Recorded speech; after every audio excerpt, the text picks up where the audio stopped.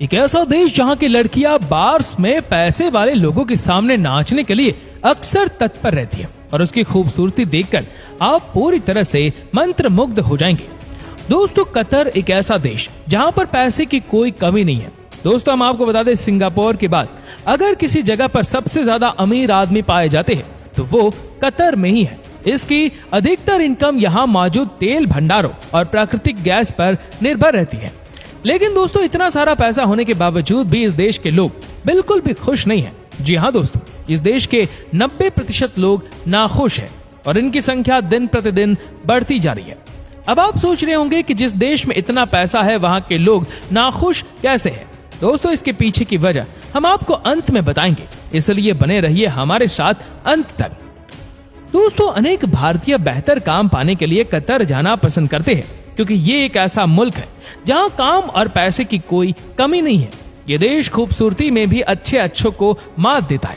इस देश का नाम कतर कथारा बंदरगाह की वजह से पड़ा और यहाँ रहने वाले लोगों को कतारी भी कहते हैं।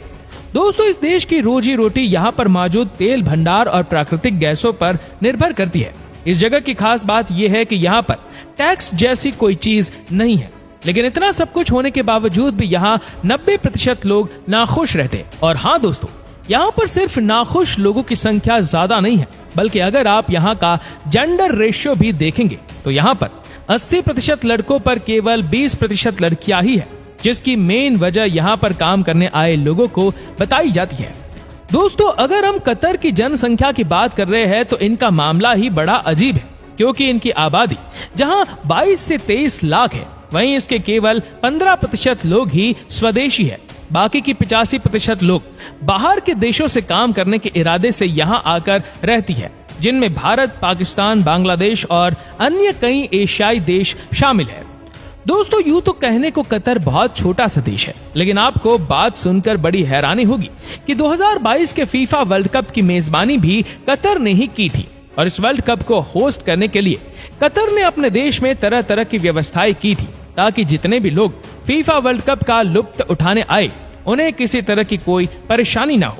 और हाँ दोस्तों, कतर ने भी भारत की तरह गुलामी का समय देखा है। दोस्तों, कतर ब्रिटेन का गुलाम था। 1971 में जाकर इसे आजादी मिली थी। आज कतर धीरे धीरे तरक्की की ओर बढ़ रहा है।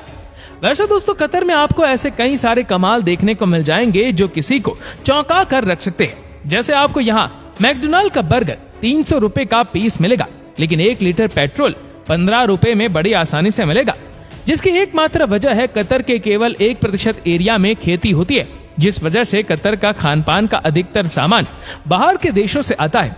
और अगर दोस्तों हम यहाँ के कानून की बात करें तो यहाँ 2 तरह के कानून हैं, एक सिविल लॉ और एक शरिया लॉ। दोस्तों, अगर आपको ना पता हो तो शरिया कानून क्या होता है तो हम आपको बता दें कि शरिया कानून इस्लाम की हिदायतों, नसीहतों और उनकी चेतावनियों पर आधारित है, जिसकी वजह से यहाँ पर सार्वजनिक तौर पर शराब पीने पर सख्त पाबंदी है। लेकिन दोस्तों, कुछ जगहों पर आप परमिट के बाद ऐसा कर सकते हो। दोस्तों, हम आपको बता दें कि कतर में सुअर के मांस और नशीले पदार्थों को बेचने पर सख्त पाबंदी है। यहाँ तक कि दोस्तों, आपको यहाँ पर अश्लील वीडियो तक देखने की छूट नहीं मिली। और अगर आप यहाँ के कानून को तोड़ने की कोशिश करते हैं तो यहाँ का कानून आपकी हालत खराब कर सकता है। इस बात का अंदाजा इसी से लगा सकते हैं कि कतर में किसी भी धर्म का विरोध किए जाने पर आपको 7 सालों तक जेल के अंदर डाल दिया जाएगा। अब दोस्तों, हर कोई हमारे देश जैसा नहीं होता। एक दूसरे के धर्म की बुराई कर करके पॉलिटिशियन और मीडिया की जेबें भरे।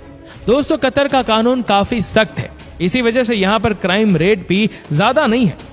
और तो और दोस्तों, जिस तरह दुनिया भर में महिलाओं को किसी प्रकार से रहने की छूट मिली है, वही कतर का हिसाब किताब इस मामले में थोड़ा अलग है, क्योंकि यहाँ की महिलाओं को किसी भी अनैतिक चीजों को करने से बचकर रहना होता है और बुर्का तो उनकी जिंदगी का जरूरी हिस्सा है।